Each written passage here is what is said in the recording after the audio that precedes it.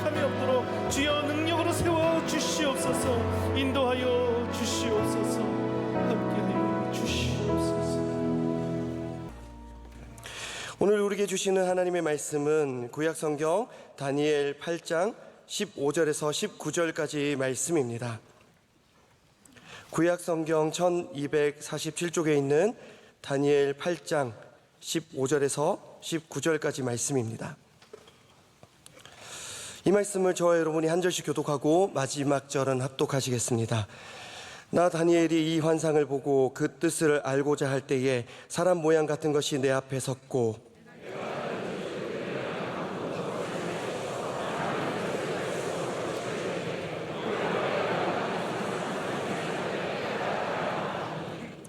그가 내가 선 곳으로 나왔는데 그가 나올 때에 내가 두려워서 얼굴을 땅에 대고 엎드리매 그가 내게 이르되 인자야 깨달아 알라 이 환상은 정한 때 끝에 관한 것이니라.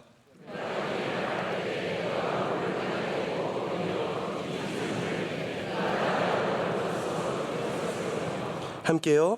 이르되 진노하시는 때가 마친 후에 될 일을 내가 내게 알게 하리니 이 환상은 정한 때 끝에 관한 것임이라. 아멘.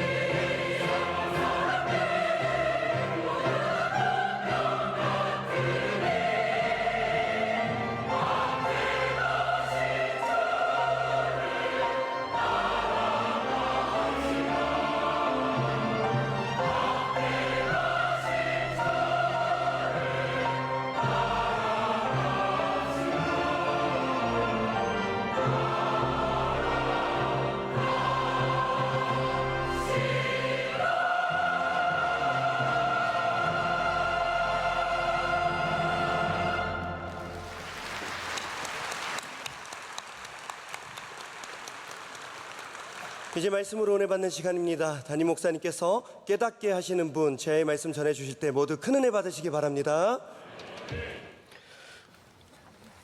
할렐루야. 하나님께서 큰 영광 받으신 줄로 믿습니다. 저는 오늘 여러분과 함께 하나님이 주시는 말씀, 이 다니엘의 말씀, 환상을 본 다음에 다니엘이 갖게 되는 이야기를 좀 이제 마무리할 겸 여기서 좀 나누고자 합니다. 우리를 깨닫게 하시는 분은 하나님이십니다. 제가 의도하진 않았지만 오늘 새벽 말씀도 이미 마음에 찔려라는 그 표현이 성령님의 역사심이라고 말씀드리지 않았습니까?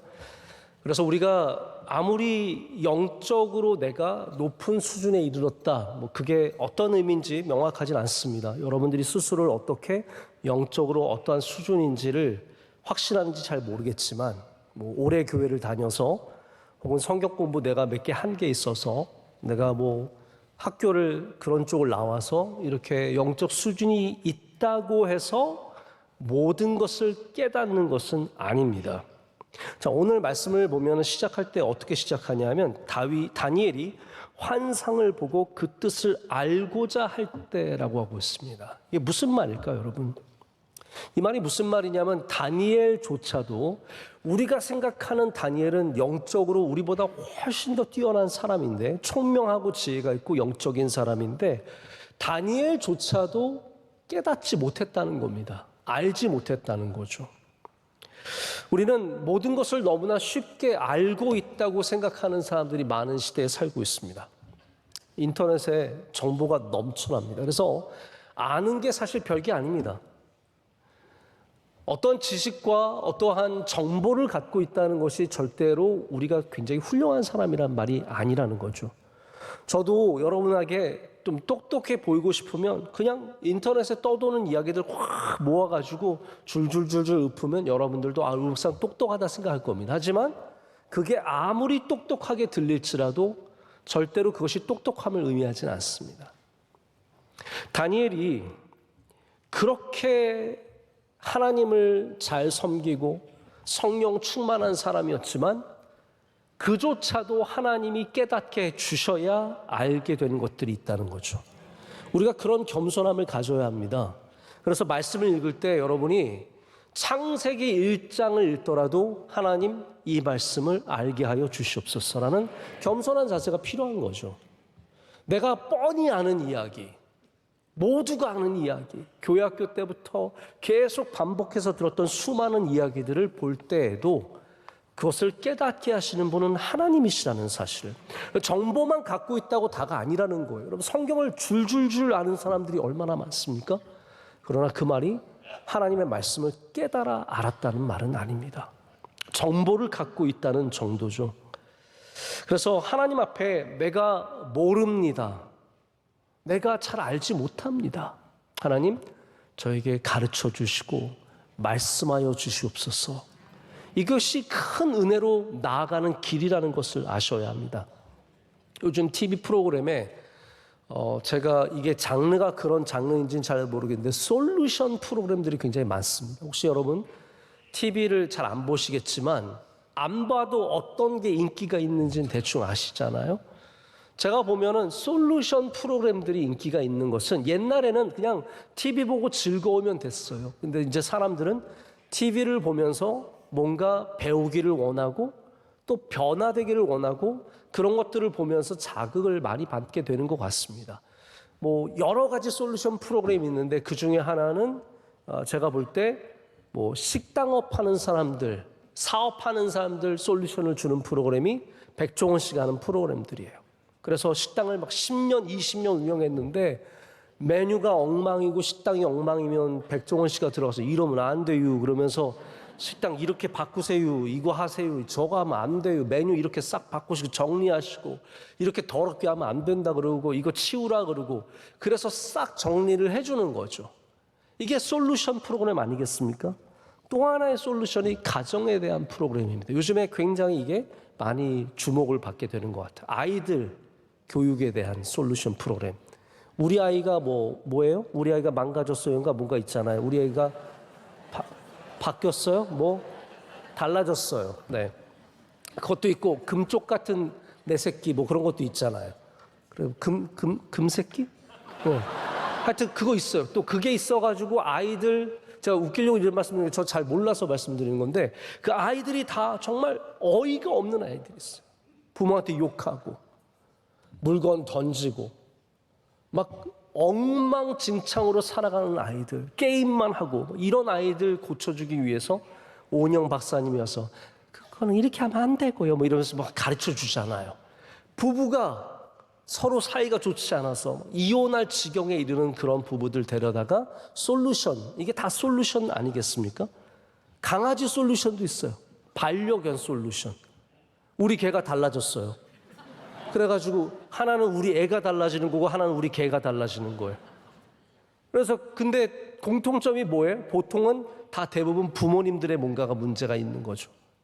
부모님들의 문제가 있을 때가 많거든요. 그래서 이 강아지가 뭐 사람만 오면 다 맨날 짖고 물어 쌌고 뭐 그런 강아지를 데려다가 막 강용욱 씨인가 그분이 나와서 정신 훈련시키고 함께 기도하면서 그 강아지를 변화시키는. 근데 여러분 이런 솔루션 프로그램 보면 공통점이 있습니다. 말을 안 듣는 사람들이 꼭 있습니다. 아무리 얘기를 해줘도, 이게 맞다고 얘기해줘도, 이렇게 해야 변화된다고 얘기해줘도, 아 내가 나 이거 식당 20년 했는데 이 아이는 내가 더 잘 알아요. 그 말 참 많이 하지 않습니까? 이 아이는 내가 더 잘 알아요. 선생님이 몇 번 봤다고 이 아이를 안다고 그렇게 평가하고 그렇게 말씀하세요. 이 강아지는 내가 더 잘 알아요. 여러분, 여러분의 인생을 여러분이 더 잘 아실까요? 우리 기독교는 한마디로 듣는 종교입니다. 이거를 여러분 절대로 잊으시면 안 됩니다. 우리 기독교는 하나님의 음성에 귀를 기울이는 종교입니다. 내가 솔루션을 다 갖고 있는 게 아닙니다. 나의 삶에 대해서, 우리 아이에 대해서, 내 직장에 대해서 이 모든 것에 내가 솔루션을 다 갖고 있는 것이 아니라 하나님에게 모든 것이 있다는 전제를 갖고 나오셔야 합니다. 여러분, 인생의 답을 우리가 다 어떻게 알겠습니까?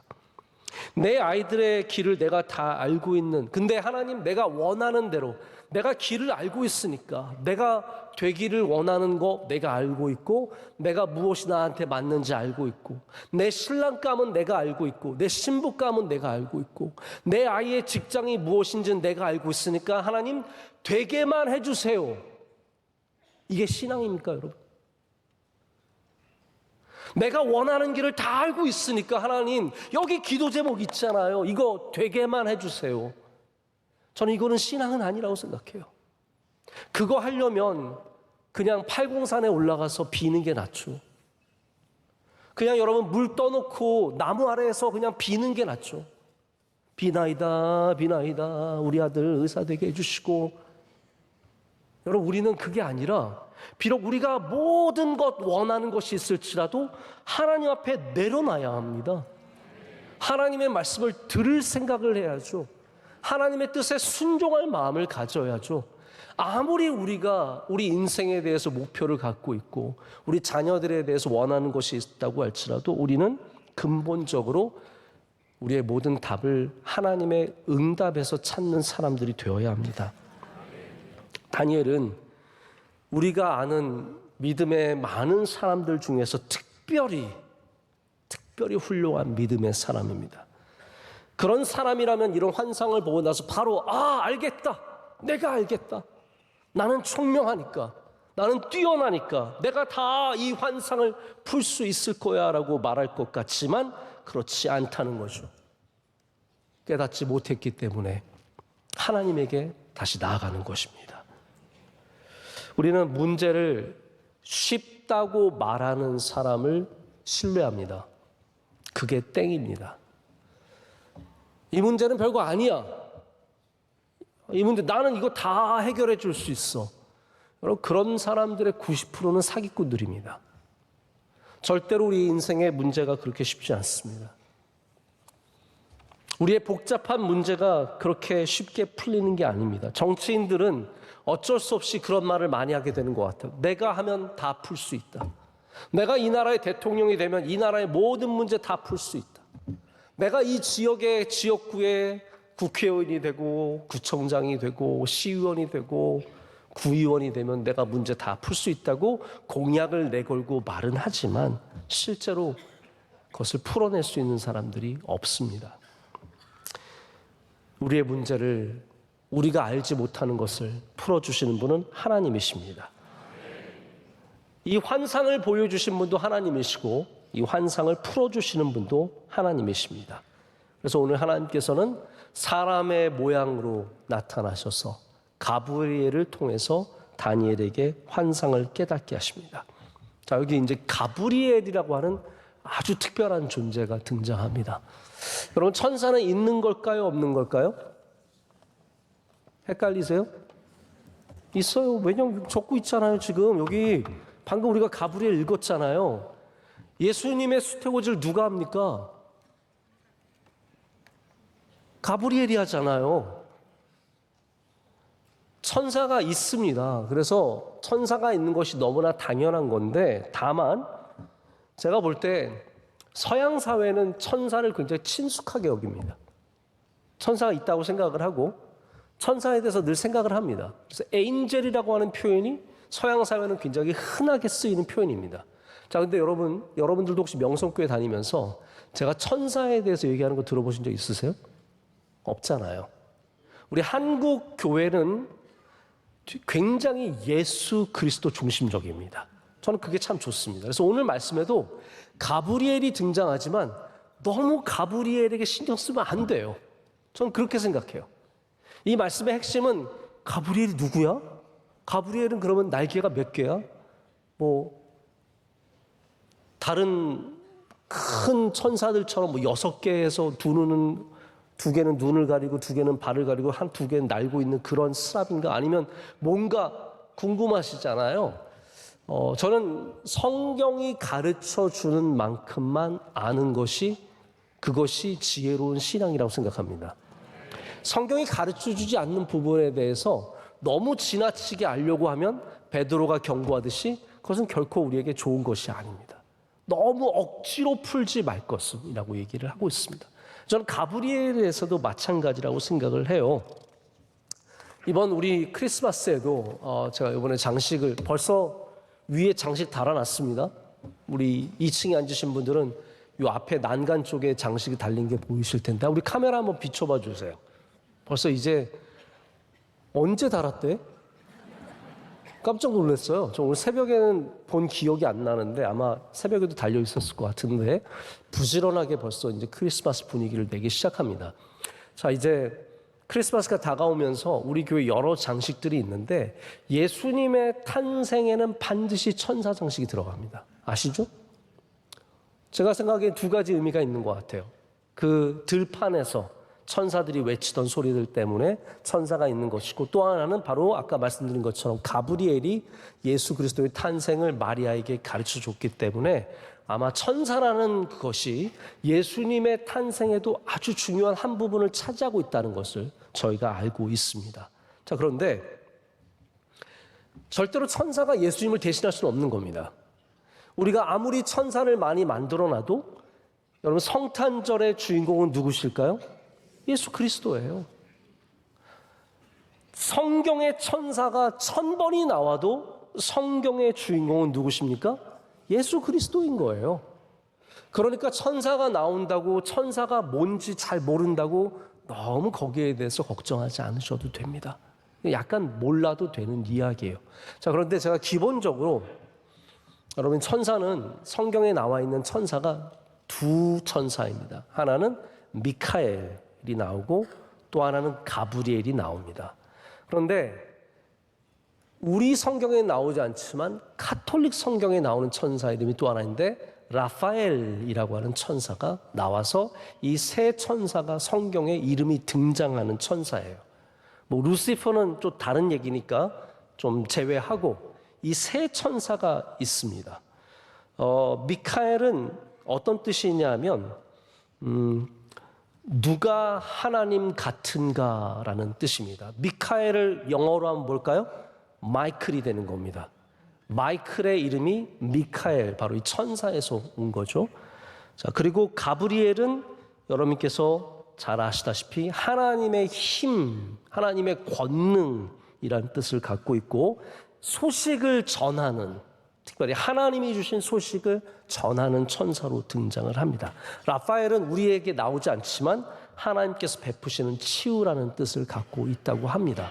각각 미카엘은 천사장이죠. 전쟁의 천사고, 라파엘은 제가 이름으로 추측하건대 이러한 치유의 사건들에 참여하는 천사고, 가브리엘은 소식을 전하는 천사입니다.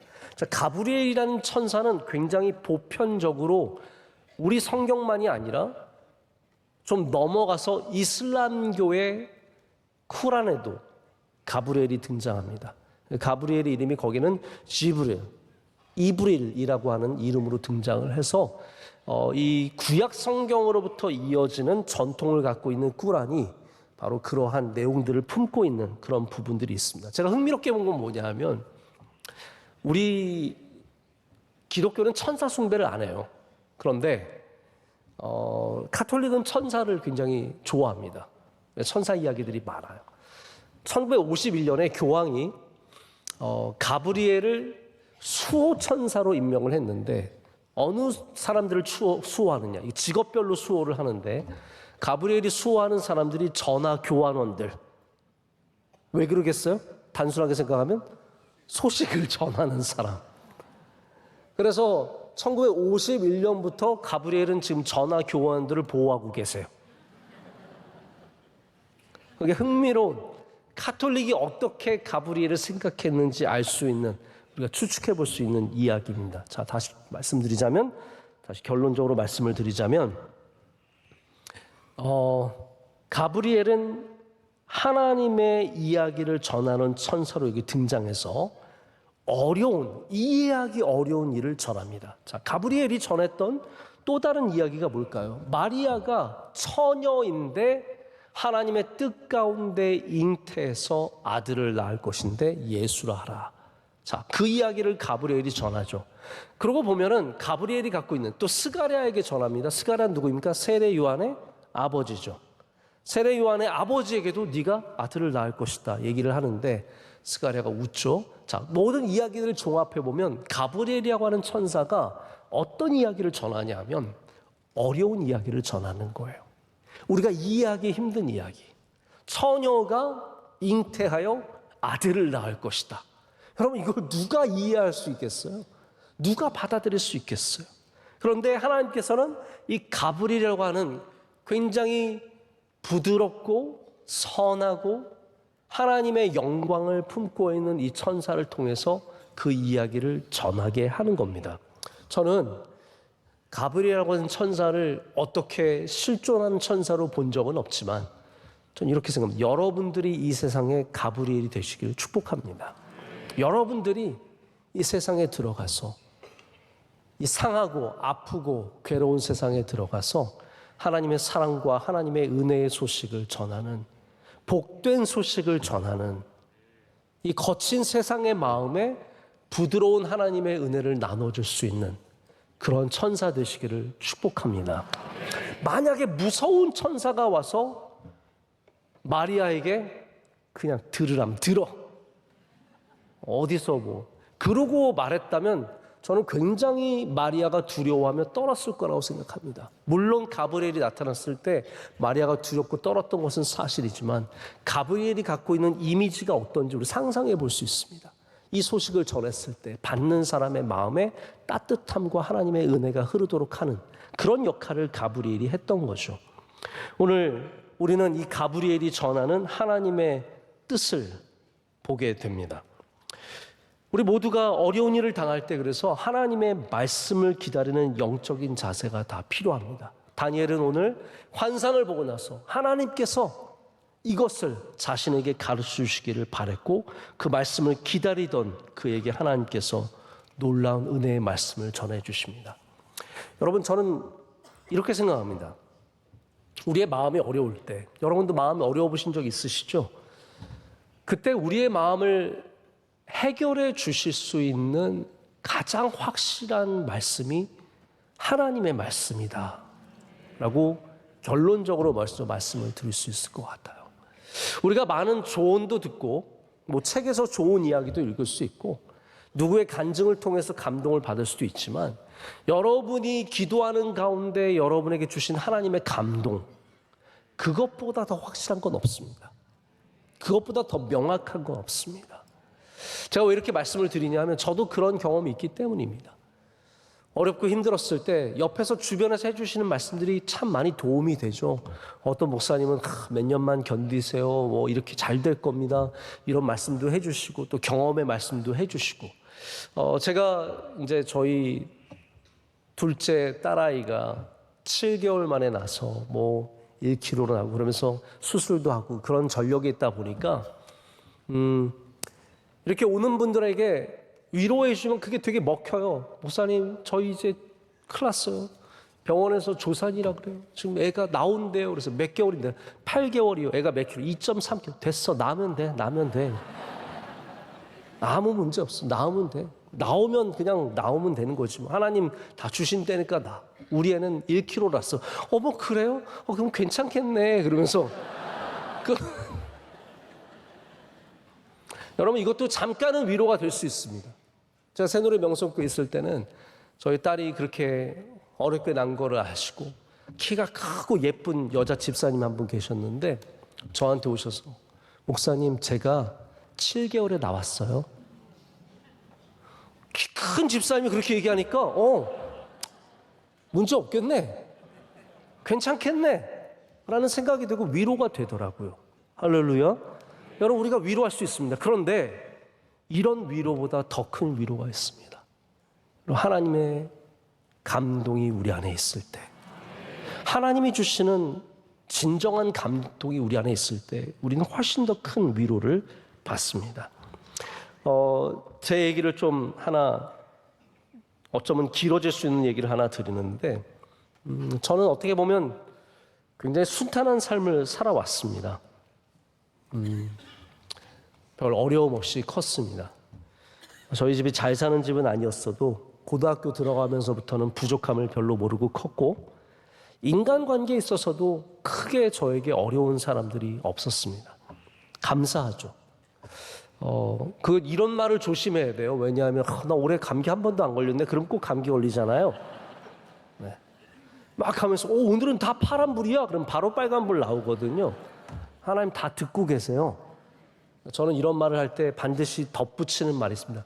감사하게도 오늘 어떻게 한 번도 감기 안 걸렸지? 이렇게 하면 되는 거거든요. 왜냐하면 그게 하나님의 은혜가 아니겠습니까? 그래서 저도 이런 표현할 때 굉장히 조심스러워요. 지금까지 어려운 사람이 없었습니다. 감사하게도 이렇게 얘기해야지.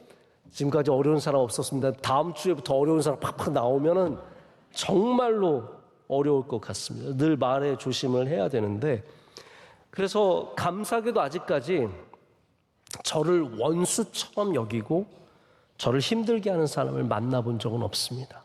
감사하게도 저도 누군가를 원수처럼 생각하고 평생의 일을 갈면서 생각하는 사람도 지금까지 없었습니다. 그런데 그렇다고 해서 마음에 힘든 사람이 없었던 것은 아닙니다. 제가 우리 하나님 앞에 아주 정직하게 여러분께 지금 말씀을 드리자면 우리 명성교회는 지금 저에게 마음에 힘드신 분이 단 한 명도 없습니다. 얼마나 감사합니까? 저 뻥치는 거 아닙니다. 저 목회하려고 이런 얘기하는 게 아니라 정말 하나님이 주신 마음이에요. 단 한 명도 저에게 지금 어려운 분이 없다는 것이 얼마나 감사한지 모릅니다. 자, 그런데 제가 명성교회에서 대학부를 맡았을 때 2003년, 2002년 그때 참 어려운 사람들을 만났던 기억이 있습니다. 그 가운데 정말 자기 마음대로 하던 신학생 하나가 있었습니다. 여러분, 신학교 들어가면은 다 믿음이 좋을 거라고 생각하는데 그 가운데는 믿음이 좋아지는 게 아니라 엄청 교만해지는 사람들이 있습니다.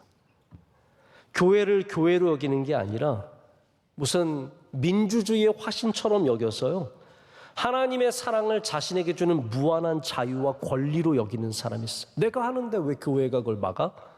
내가 원하면 교회가 당연히 따라와 줘야지. 이런 식의 생각을 가진 사람들이 있죠. 이게 그래서 괜히 목회자한테 도전하고 그것을 아주 대단한 신앙인 것처럼 여기는 그러한 경우였습니다. 그래서 여기 어떤 일이 생겼냐면 이 일의 주도자도 사실 제 친구였어요. 저는 그때 대학부를 담당하는 교육자로 들어갔는데 아주 늦게까지 대학부에 남아있는 제 친구 하나가 있었어요.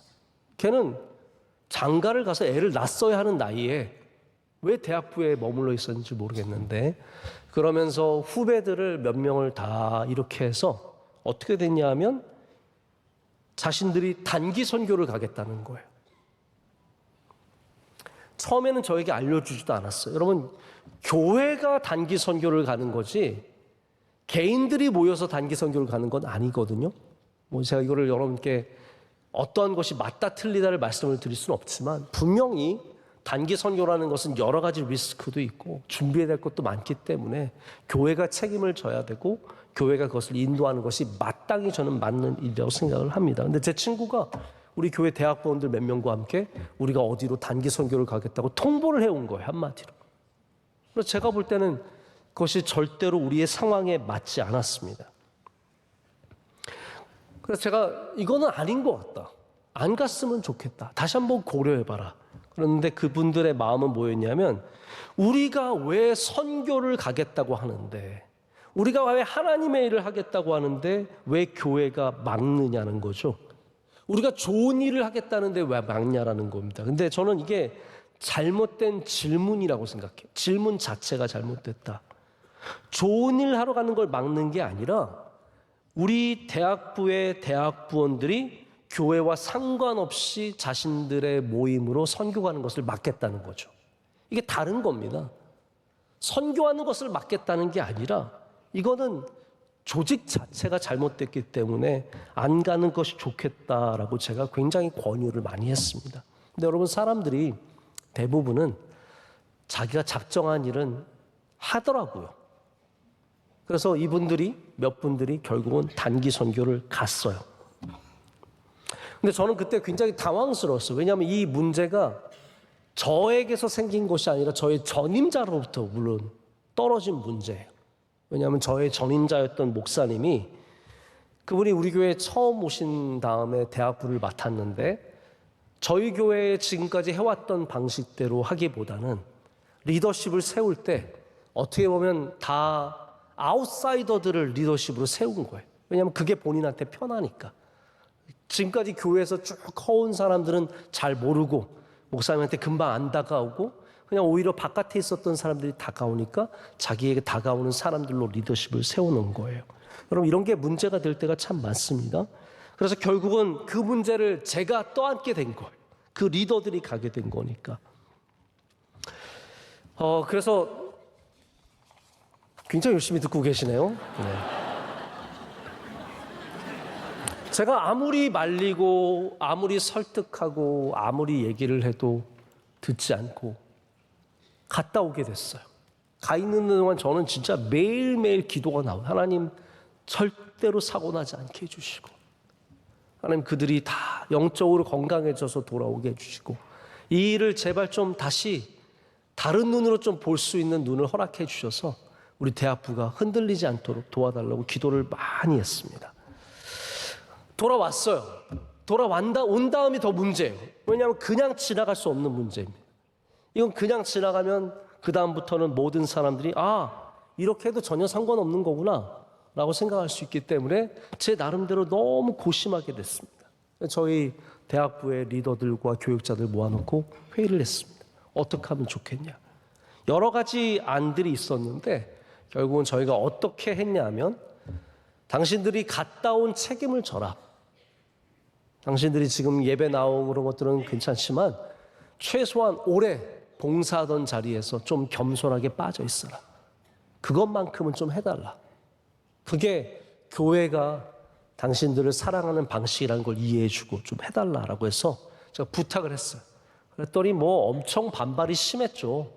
한마디로 다시 말씀드리지만 교회를 민주주의라고 생각하는 사람들은 이런 거에 아주 열정적으로 싫어하고 반응합니다. 그래서 결국은 몇 사람은 그것에 순종해서 단기 선교는 다녀왔지만 순종해서 봉사를 좀 내려놓고 좀 나름대로 자숙하는 시간을 갖는데 몇 사람들은 말을 안 듣는 거예요. 그 중에 제가 아까 말씀드렸던 그 신학생이 여전히 봉사를 하더라고요. 제가 중고등부 수련회를 갔는데 그 신학생이 계속 우리 중고등학생들 자기가 재밌으니까 또 온 거죠. 뭐 고등학생들과 놀고 자기가 뭔가 된 것처럼 막 그러고 있길래 제가 조용히 불렀어요. 내가 부탁하지 않았니? 우리 올해는 좀 봉사를 잠깐 내려놓고 자숙하는 게 좋겠다 했더니 저한테 불같이 달려드는 거예요. 막 저한테 소리를 지르고 그래서 알았다 하고 그냥 넘어갔어요. 제가 지금 오랜만에 지금 한 20년 넘은 일이거든요. 20년 전의 일을 떠오르면서 그때 제 마음이 얼마나 어려웠었는지가 다시 다 생각이 나더라고요. 그때 그 얼굴이 지금은 가물가물 생각나지 않는 그 친구가 교회에서 보일 때마다 제가 마음이 참 어렵고 힘들었는데 이게 포인트입니다. 뭘 해도 안 되는 거예요. 자꾸 마음속에 거기에 대한 제 마음의 감정들이 살아있는 거죠. 그 친구를 보면은 화가 나고 이거를 어떻게 해야 될지 모르겠는 제 답답한 마음과 제 무능함과 아무것도 할 수 없는 그 상황이 너무 답답해서 자꾸 괴로운 거예요. 근데 그때 확실히 하나님은 현장에서 우리의 믿음을 훈련시켜 주시더라고요. 저도 그런 일을 당하니까 정말 하나님 앞에 기도를 많이 하게 됐어요. 하나님, 왜 이러십니까? 왜 저에게 이렇게 어려운 일을 맡기셨습니까? 우리 교회가 이런 교회가 아닌데 이렇게 평탄한 교회에서 왜 이렇게 힘든 사람들을 저에게 맡기셨고 왜 이렇게 평생에 없었던 일이 저한테서 일어나게 하십니까? 쭉 말씀드리고 기도하고 몇 주를 그렇게 한 달을 두 달을 지나가는 가운데 제가 애통해하며 기도하는 가운데 하나님께서 저에게 그런 마음을 주셨어요. 제가 하나님의 말씀을 들었다고 여러분께는 자주 얘기하지 않죠. 그러나 하나님께서 최소한 그런 마음을 주셨어요. 어떤 마음을 주셨냐면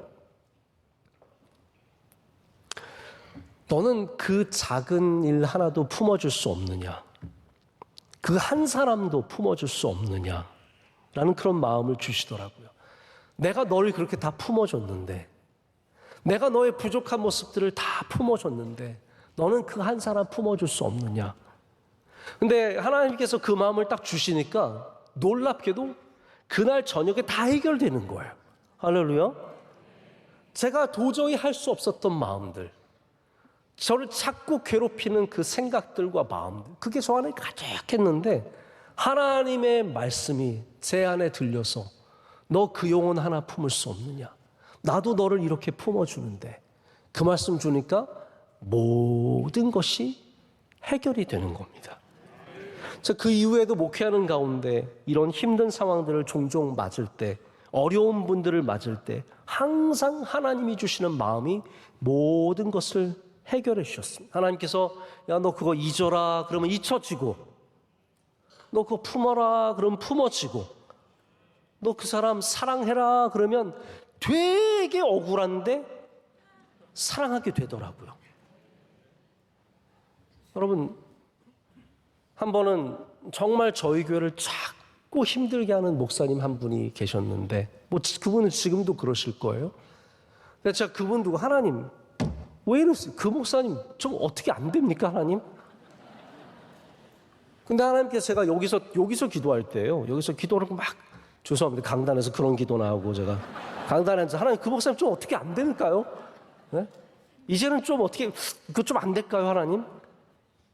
저는 그분이 막 너무 교만해 보이고 뭐 본인이 뭐 온 세상 정의를 다 갖고 있는 것처럼 말하는 게 너무 싫은 거예요. 그래서 저도 웬만하면 안 그런데 그렇게 싫어하는 경우가 없습니다. 그런데 정말 그분은 너무 싫은 거예요. 아마 진짜 평생에 제가 싫어하는 사람 몇 명 중에 하나로 꼽히네요. 군대 있을 때 최상사랑 이분이랑 진짜 저는 싫어하는 사람 별로 없습니다. 그런데 꼽혀요. 근데 하나님께서 저에게 그때 주신 마음이 뭐냐면 그 사람 내가 사용하는 사람이다 그러시더라고요. 그 사람 내가 쓰는 사람이다. 내가 나의 종으로 귀하게 쓰는 사람이다. 그렇게 말씀하시는 거예요. 근데 제가 뭐라 그러겠어요?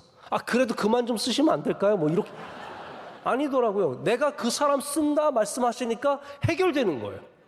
아, 하나님께 쓰시는 사람인데 그러면 좀 어떠냐? 우리 좀 힘들게 하면 어떠냐? 다 하나님 쓰시고 하나님 귀하게 여기죠. 나한테는 힘들지만 하나님께는 귀한 사람이라면 내가 감당해야 되지 않을까? 하나님께서 심지어 그런 마음도 주셨어요. 난 그 사람이 너보다 훌륭한 것 같은데 이런 마음도 주시더라고. 아, 맞아. 내가 그분이 힘들지만 그분이 나보다 훨씬 더 귀한 분인데 내가 당연히 넘길 수 있어야지. 싫어는 하지만 넘어갔어. 괜찮습니다. 전혀 문제 없습니다. 여러분, 어려운 짐을 받았을 때 하나님께 꼭 내어놓으시길 축복합니다. 내가 감당할 수 있는 것만 하지 마시고 내가 감당할 수 없는 것들, 도저히 나의 상식과 나의 지식과 나의 경험과 나의 능력으로 해결되지 않는 문제들을 주님 앞에 내려놓을 때 하나님께서는 여러분의 그 문제를 넘어갈 수 있는 길을 열어주시고 은혜를 베풀어 주셔서 반드시 주의 마음을 허락해 주시고, 여러분, 하나님이 주시는 마음이 있으면 우리는 반드시 넘어갈 수 있습니다.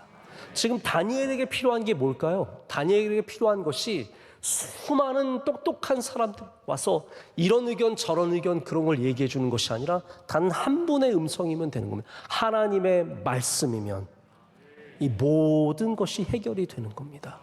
그렇기 때문에 여러분, 자꾸 사람을 너무 기웃거리지 마십시오. 물론 우리가 사람에게서 받는 위로도 필요하고 사람이 주는 조언도 필요합니다. 그러나 정말로 우리가 가장 중요한 문제들을 하나님 앞에서 꼭 해결을 해야 됩니다. 해결하지 않고 가는 문제들은 계속 우리의 마음에 걸릴 수밖에 없습니다. 용서의 문제가 해결되지 않으면 하나님께 가져 나가시고, 내가 사랑의 문제가 해결되지 않으면 하나님께 가져 나가시고, 우리 가정의 문제가 해결되지 않으면 우리를 깨닫게 하시는 하나님 앞에 가져 나가셔서 주님이 여러분 가운데 말씀하시는 은혜를 누리시기를 축복합니다. 그래서 이제 우리가 그 말씀을 듣는 자세를 어떻게 가져야 하는지 알아야 합니다. 제가 두 가지를 말씀을 드리려고 합니다. 오늘 8장에 우리 다시 본문의 말씀을 보면은 우리 17절 말씀 우리 다 같이 함께 읽겠습니다. 그가 내가 선 곳으로 나왔는데 그가 나올 때에 내가 두려워서 얼굴을 땅에 대고 엎드리매 그가 내게 이르되 인자야 깨달아 알라 이 환상은 정한 때 끝에 관한 것이니라. 아멘. 자, 여기에 다니엘이 취하는 자세가 있습니다. 그가 내가 선 곳으로 왔는데 이것은 아마 가브리엘을 말할 것입니다. 가브리엘이라고 하는 천사가 다니엘이 선 곳으로 드디어 왔습니다. 그때의 다니엘이 그 말씀을 듣기 위해서 가진 자세가 무엇입니까? 내가 두려워서 얼굴을 땅에 대고 엎드리매라는 것입니다. 우리 한번 따라 볼까요? 두려워서 얼굴을 땅에 대고 엎드리매. 이것이 바로 우리가 하나님의 말씀을 경청하기 위한 가장 기본적인 영적인 자세입니다. 여기 제가 두 가지를 여러분께 좀 말씀을 드리려고 합니다. 그 두 가지를 다음 주에 말씀을 드리려고 합니다. 저는 오늘 차에서 이 말씀을 이렇게 계속 묵상하면서, 왜냐하면 오늘은 자료가 없었어요. 그래서 오늘 아예 그런 생각을 가졌어요. 왜냐하면 지난주에 제가 너무 여러분에게 많은 걸 얘기했어요. 그렇죠? 힘드셨죠? 네. 안티오쿠스 2세, 4세, 네. 에피파네스 듣느라고 안티쿠스가 어쩌고 저쩌고 시리아에서 애굽으로 전쟁을 갔다가 돌아온 길에 열받아가지고 유대인들을 패기 시작해가지고 유대인들 제사를 멈추고, 그리고 그 다음에 성전에서 돼지를 잡고, 그 얘기 한예나 같은 얘기 같으실 텐데, 저는 지난주에 제가 너무 여러분께 많은 정보를 드렸기 때문에 오늘은 아예 그냥 제가 다른 것보다는 말씀으로 좀 은혜를 나누고 싶다는 생각이 들어서 아무 주석 없이 딴 거 없이 그냥 말씀으로만 제가 보면서 은혜를 받았는데 그게 또 은혜가 되게 되더라고요. 저는 이 말씀에 오늘 굉장히 많은 은혜를 받았습니다. 내가 하나님 앞에 경외하는 마음으로 얼굴을 땅에 대고 엎드릴 때 하나님께서 그 엎드린 우리에게 말씀하여 주신다. 우리에게 가르쳐 주신다. 우리에게 깨닫게 해주신다. 라는 사실을 오늘 다시 한번 큰 감동을 받으면서 생각했습니다. 우리 다음 주에 우리가 어떻게 엎드려야 하는지, 또 어떻게 하나님을 경외하는 마음을 가져야 하는지, 이 부분에 대해서 말씀을 나누면서 우리 계속해서 은혜 나누기를 원합니다. 오늘 이제는 우리 주 예수 그리스도의 크신 은혜와 하나님 아버지의 영원하신 사랑과 성령님의 함께하시며 임재하심이 주의 말씀을 듣고 깨달아 알아 이제 주의 말씀대로 살기를 원하며 세상으로 나가는 모든 사랑하시는 백성들 가운데 이제로부터 영원토록 함께 하시기를 간절히 축원하옵나이다. 아멘. 아멘. 아멘.